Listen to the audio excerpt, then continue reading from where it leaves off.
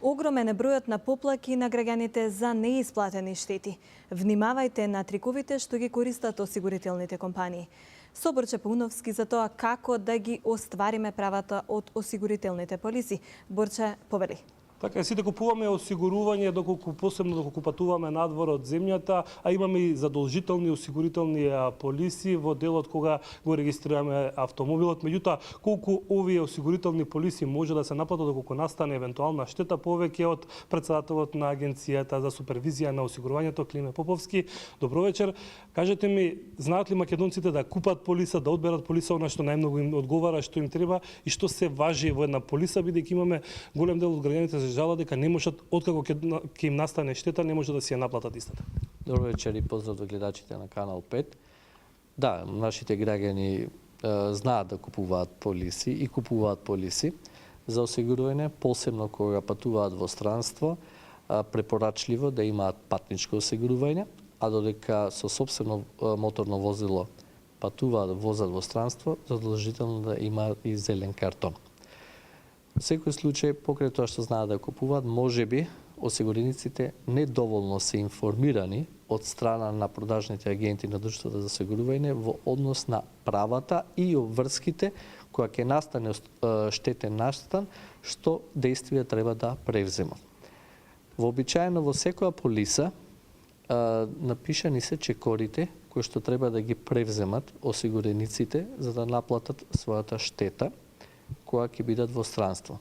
Во дело на патничкото осигурување, на секоја полиса во позадината стои телефонски броеви на така наречени асистентски кујки, кои што се 24 часа достапни и кои што после јавувањето, а иначе и телефонскиот разговор е на сметка на друштвото за осигурување, односно ќе биде вклучено во полисата за осигурување, ќе ги добие сите неопходни информации доколку се случи некој несакан проблем од здравствена природа, за точно кај да биде упатен, бидејќи во тој систем на асистентски кујки во секое населено место, во зависност од географското покритие, бидејќи ви може да купите само патничко осигурување за Европа или може да го проширите со, да кажеме, континент Америка, покривајќи и Северна и Јужна Америка и така натаму.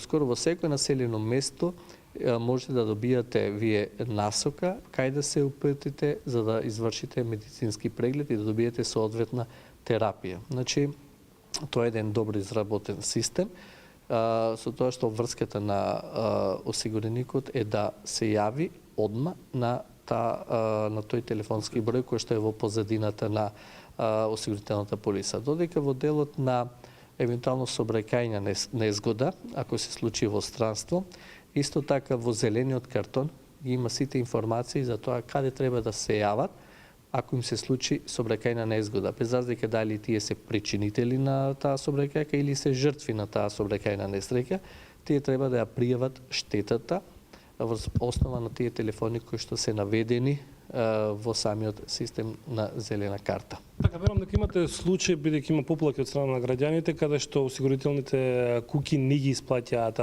штетите. Колку поплаки имате на годишно? Значи, секако дека има проблеми во дело на сервисирањето на штета, каде што во поголемиот дел се виновни и самите друштва за осигурување, меѓутоа имаат вина и самите осигуреници. И затоа постојат и соодветни механизми со кои што ние сакаме да ги заштитиме интересите на осигурениците. Така да кажеме во случај на една формална процедура, ако има незадоволство од сервисирањето на штети, осигурениците можат со представка да се обратат до Агенцијата за супервизија на осигурување и потоа ние преземаме соодветни дејства, нормално во интерес и во корист на осигурениците. Минатата година ние добивме 110 представки за цела 2015 година и можам да кажам дека се помал број во однос на 2014 и во однос на 2013 година.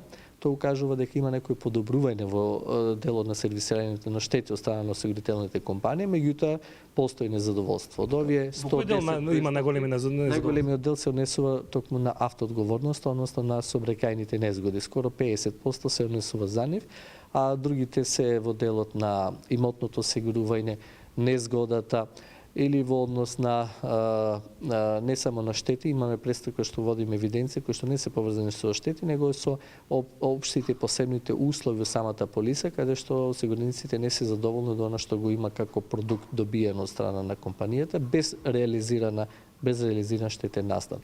Иначе, од овие 110 представки, по наше реакција, повеќето, половина од нив, се решени во интерес на осигурениците.